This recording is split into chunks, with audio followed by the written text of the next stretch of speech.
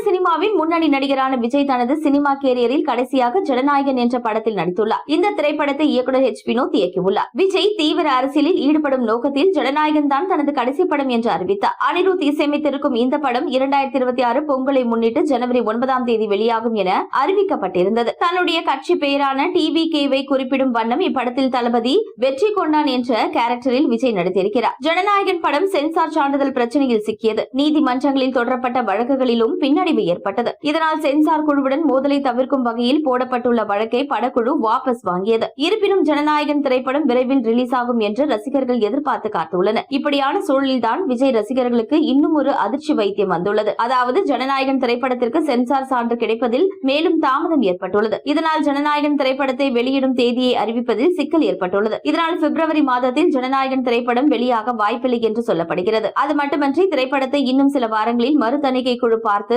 Sensor சான்று வழங்கினாலும் கூட படத்திற்கு தேவையான தியேட்டர்கள் கிடைக்க வாய்ப்பில்லையா? இனி மார்ச், ஏப்ரல் மாதங்களில் பள்ளி மாணவர்களுக்கு பொது தேர்வுகள், தமிழக சட்டசபை தேர்தல் வருகிறது. இதனால் ஜூன் மாதம் தான் வெளியாக வாய்ப்பிருக்கிறதா?